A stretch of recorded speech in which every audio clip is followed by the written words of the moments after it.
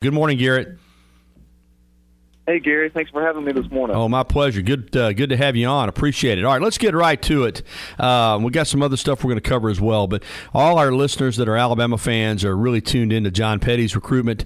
I think they all realize there's some work to be done there. We're talking about the number one player in the state for 2017. And what is really a good class, played at J.O. Johnson. Of course, that school has been disbanded. He's going to be part of one of the new super high schools coming up there in Huntsville. But a great player. I've seen him in the state tournament the last several years.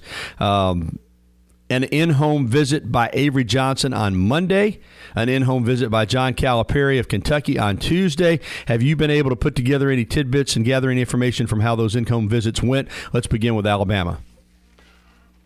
I haven't had a chance to talk to him personally, but I talked to a source close to his recruitment and everything, and then he said that those visits went really well, just normal and just as many would expect, and it's kind of obvious. Alabama and Kentucky are the front runners in John Petty's recruitment right now. They're definitely in there the deepest. I would say Kentucky's still the team to beat right now. But, Alabama's right there. They're a lot closer than people think. Avery Johnson has done a great job recruiting him to this point. He followed him around really, really closely last weekend when they were in Brooklyn for the first live period. So it really showed that, that Petty is a big priority for him and Alabama basketball program going forward and everything.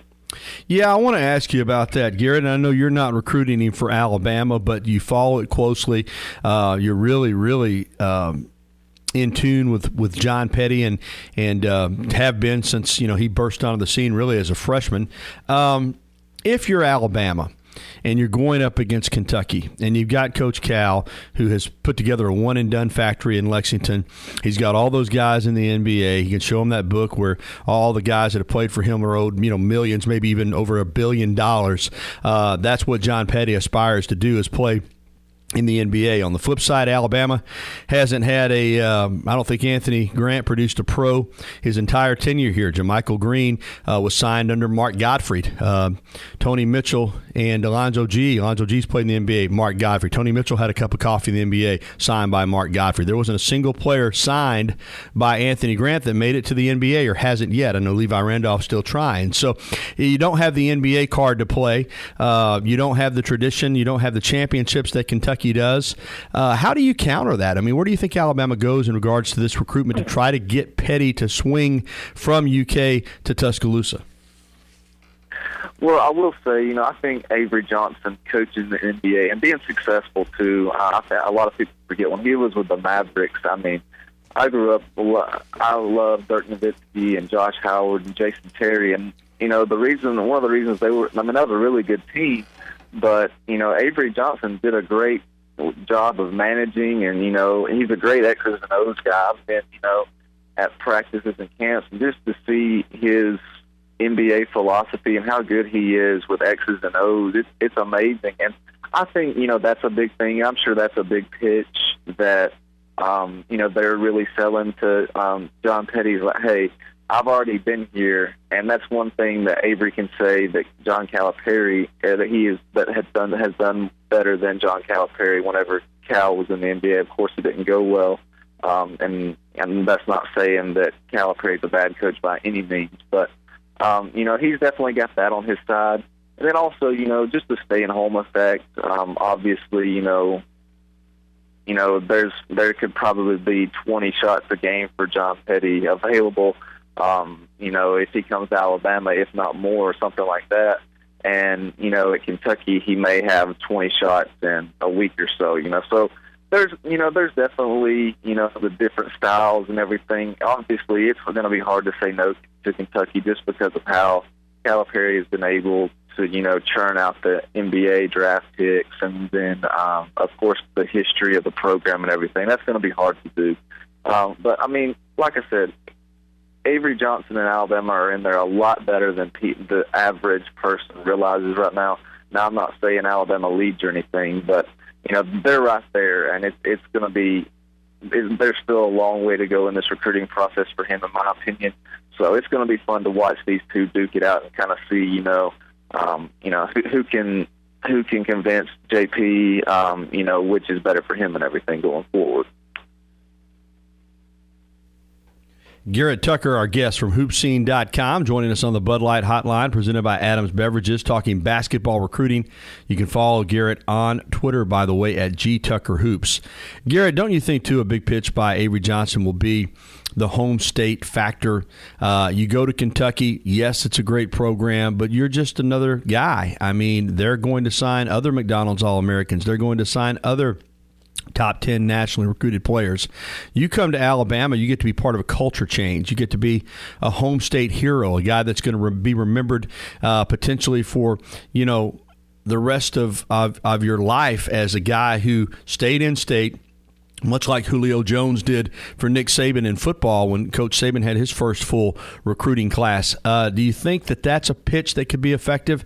And am I stretching a little bit to say that this signing, if it happens for Alabama, John Petty, could be as big for men's basketball as Julio Jones was for football? Oh, no doubt. I think you could go, and especially with where Alabama basketball is right now and has been for the past, 5 to 10 years or whatever. If John Petty signs with Alabama, this is a program changer. Just for the fact, that Alabama can beat out Kentucky and show that. And definitely, that stay-at-home factor, I would agree that would be just, very similar to the Julio Jones thing. It's one thing, to just be a part of a program, like you said, but to help, begin the turn and change the basketball culture at Alabama, I think that would be, for me, in my opinion, I don't know about you, but that would be an awesome feeling to say, hey, I helped change Alabama basketball and get it in the right direction. And I'm sure, John thinks about that, and he's going to do what's best for himself and everything, and whether, that's Alabama or Kentucky or maybe even somebody else that's, not necessarily in the picture right now. But, yeah, that's definitely something to look forward. I would definitely agree with that, him and Julio Jones. That would be a great comparison. Garrett, do you expect John Petty to sign in November or drag it out until next spring? What's your anticipation of when he'll sign and when he'll possibly make a commitment? I would say in November. After AAU season's over in July, I could see him maybe, setting up a couple of visits, probably to Alabama, Kentucky, and maybe a couple of other ones. Take him a couple of official visits just to kind of, slow things down and see everything, get the one last pitch or whatever, and maybe commit by, right before the high school season begins, and definitely sign in November. I think that's kind of what he has said his plan is. So, yeah, I definitely expect him to sign in November.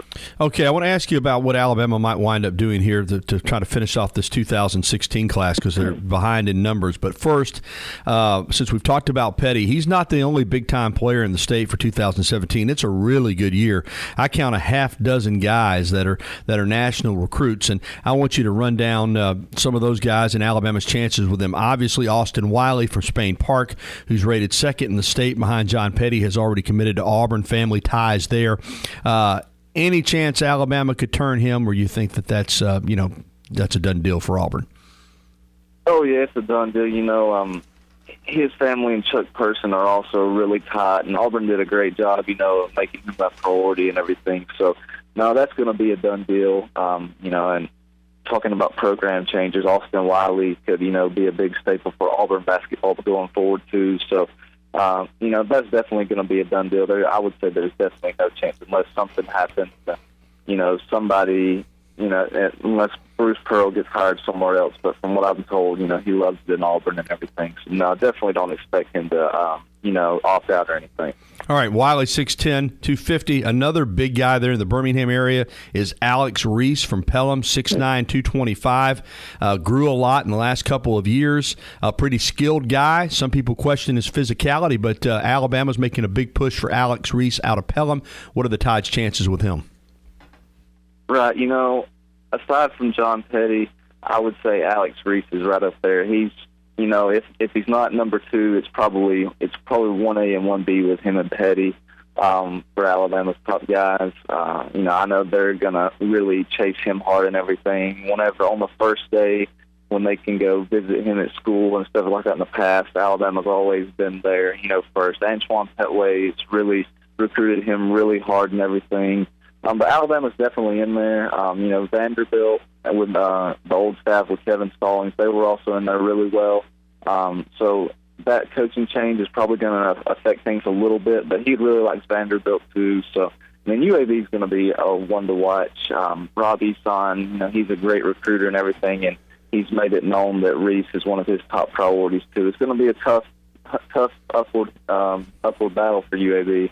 But those three schools, along with Auburn, those are the teams to beat right now. But Alabama, they're in a great position right now for him, in my opinion. Garrett, are you okay on time, or are you pushed a little bit? No, I'm perfectly fine. All right, listen, will you stay with us through a break, because I've got several more guys I want to run down, and you pretty much know who they are. And then I also want to get your thoughts on what Alabama can do to kind of get another player or two in for this upcoming season. So if you will, hang on with us through the break. We'll continue our conversation with Garrett Tucker talking Alabama basketball hoops. It's a big year in 2017, and might the Tide still sign someone for 2016? We'll discuss when we return to the Gary Harris Show here on Tide 99.1 and Tide991.com. It all starts with recruiting, folks. I'm telling you what, you can draw up all the X's and O's you want. You can work them hard. You can be in the best condition a team can be in, but if you don't have skilled basketball players, the fact of the matter is it's just difficult to compete, and the only way to up your talent level is through recruiting, and that's what the challenge facing Avery Johnson is all about. He simply has to get better players in here. I say that with no disrespect to the guys that he inherited, but there's a reason that Alabama hasn't been to the NCAA tournament but once in the last 10 years, and that's simply because the Tide doesn't have as good of players as the teams they're competing against around the country. In an effort to do that, he's recruiting not just the best players in the state of Alabama, but some of the top players nationally, but we're focused right now on 2017 in the state of Alabama, and we're continuing our conversation with Garrett Tucker from hoopscene.com. And Garrett, I think you'd agree with me on what I just said, that it's all about getting players in here. That's the bottom line. If you don't have the Jimmies and Joes, the X's and O's just aren't as effective, are they?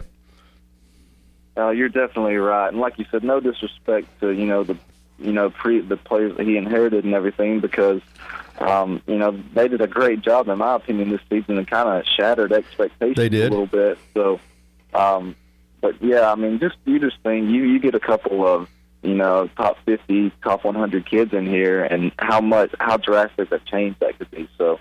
There's definitely, you got to have the players to win this day and age.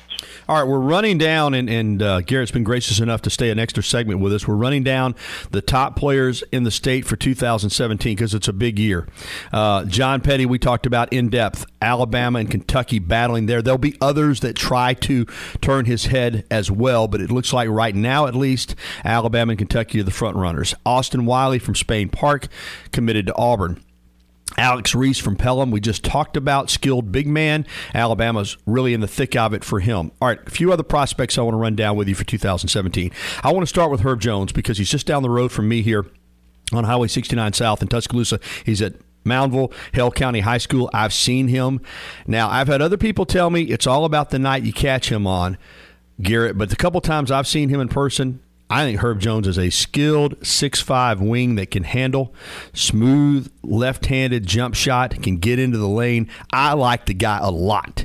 Okay, I say that to ask you this. I'm a little puzzled that from what I have been told and seen, Alabama really has not put the full court press on Herb Jones. Is it because he's so close? I'm worried that he's going to blow up this summer, and he's going to remember that Alabama did not go after him with maybe as much intensity as I think they should. Your thoughts on Herb Jones as a player, and should he be a take for Alabama in this class, in your opinion? I love Herb Jones. I'm a big fan of his game. Like you said, he's 6'5", 6'6", can play pretty much the 1 through the 3. There's so much versatility to his game, and you look at the NBA game right now, a lot of people are going toward the 3-and-D philosophy. You can shoot 3 and defend your position and other multiple positions. And I'm not saying that he's going to be an NBA stud or anything, but he kind of fits that general mold of a 3-and-D top guy and everything. So, I'm a big fan, and I think he broke his nose last weekend in Brooklyn, actually, so that may have set him back a little bit. I didn't know that. But, but like you said, I do expect him to blow up. I kind of predicted this would be a big kind of 2 weeks for him here in the spring, AAU, the evaluation periods and everything. But, I think the Alabama offer will come in time. I honestly don't know what they're waiting on. I think he's good enough, and especially being, the hometown kid and everything. I mean, he's a no-brainer for me. I really like him and all. So, but I think the offer will come in time. UAB is in there really, really good with him. They've been on him since he was a freshman in high school. So, that UAB relationship may be tough to beat out.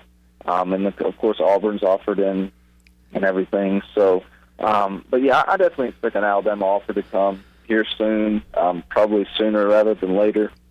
But, I could definitely see, if he has a good weekend this weekend in Indianapolis, I could see it coming and everything. Well, I hope so, because I'd hate to see a young man 30 minutes down the road that's capable of playing in the SEC wind up playing for someone else instead of Alabama, but we'll continue to monitor Herb Jones. Interesting player right here, Garrison Brooks. I remember his dad, George Brooks, and actually when I was working over in Mississippi, Garrett, you'll appreciate this. George Brooks was an assistant at Meridian Community College and had played at Mississippi State from Lafayette. But he reportedly has a strained relationship with his son Garrison. Brooks is now the older Brooks is an assistant at Mississippi State. But Garrison Brooks from Auburn High School, 6'9". This is a guy that Alabama and a lot of schools are really putting a full court press on. Seems like he's skilled, can handle the ball.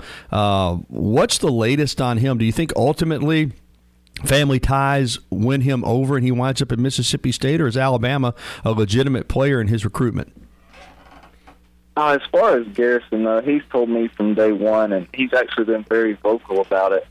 He said, just because his dad is the coach of Mississippi State, that doesn't mean that he's going to Mississippi State. He still wants to be recruited just like any other kid. And, I think it took last year, it kind of took some coaches and programs a little bit to kind of realize that. But now, it's kind of picking up for him a little bit.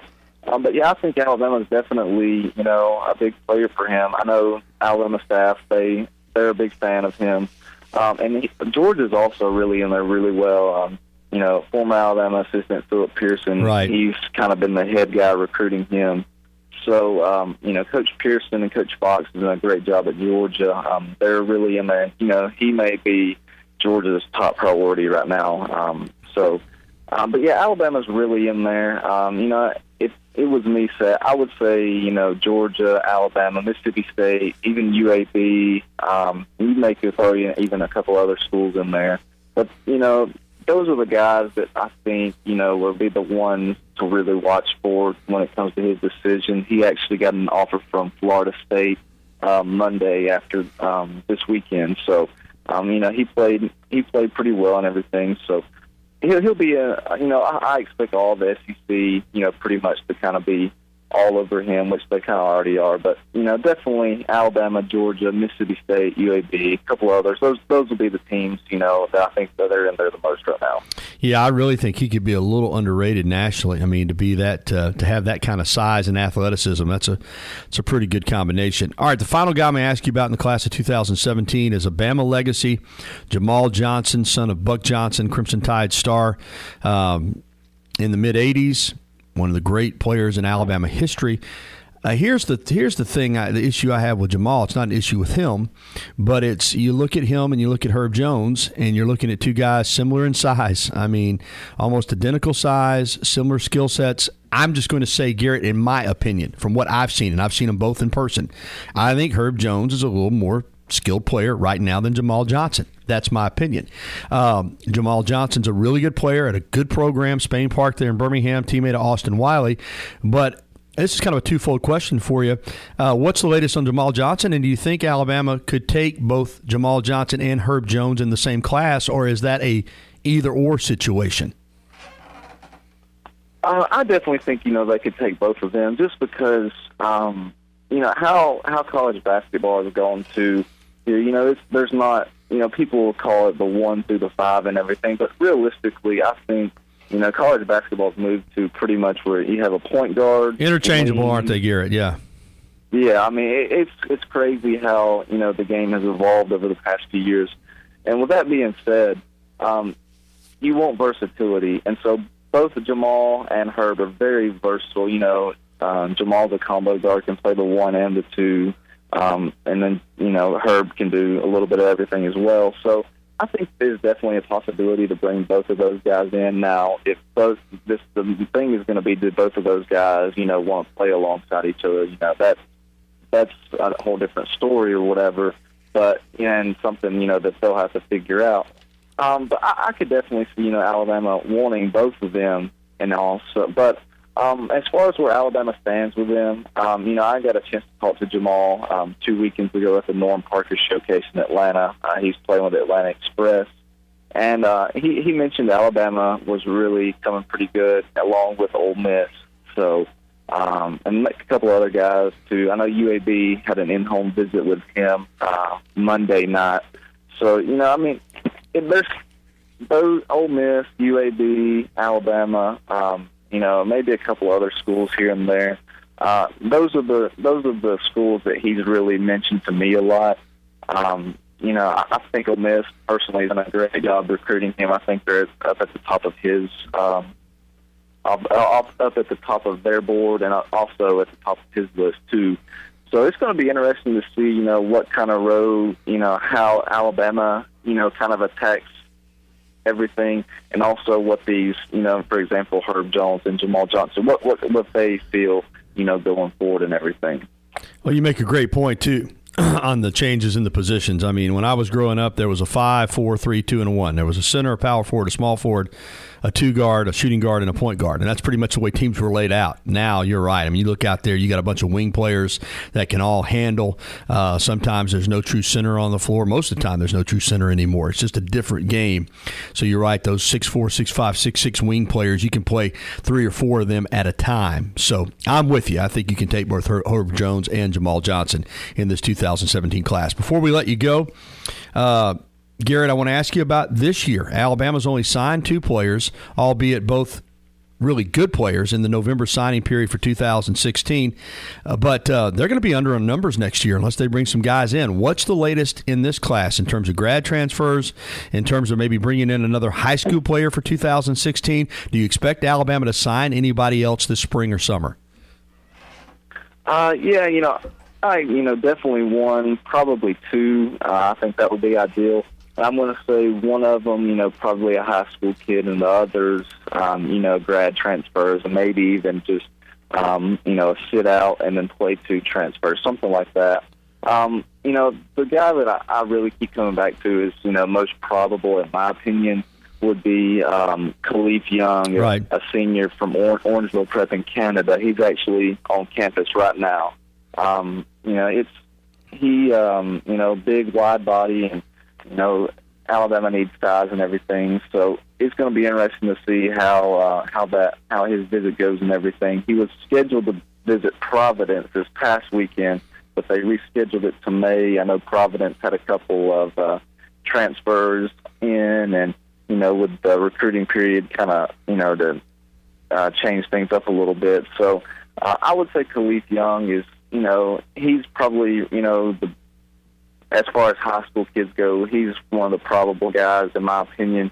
And as grad transfers go, it's kind of, I'm not going to say Alabama swung and missed on a couple, but a lot of the guys that they were in there for have, they've already made their decisions. I know Caton Reinhardt, chose Marquette. Avery Woodson committed to Butler yesterday, I believe.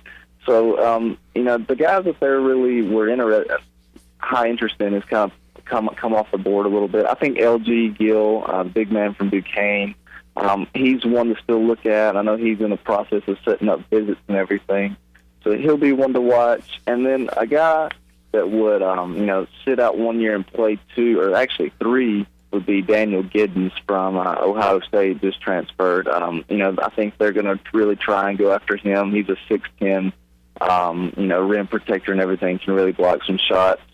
As far as the other grad transfers, I haven't heard much as to guys that they're interested in right now.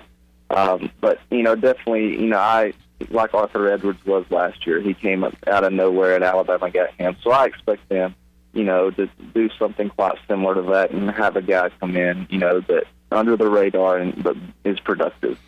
Superb information, Garrett. I really appreciate it. I've had some people call me up and say, hey, man, you got to do more on basketball recruiting. This is a critical time for Alabama basketball recruiting. So I appreciate the time. Tell folks where they can follow Garrett Tucker and get all your information. Yeah, you can follow me on Twitter at GTuckerHoops, and you can follow all of my columns and stories and everything at hoopscene.com. Gary, I know I told you I was planning on talking to John Petty last night. We played a little bit of phone tag and everything. So I'm going to get a hold of him today for sure and, kind of recap how the home visits with Alabama and Kentucky went. So be on the lookout for that. Like I said, hoopscene.com. Thank you so much, Garrett. I appreciate it. Thanks, Gary. Thank you for having me.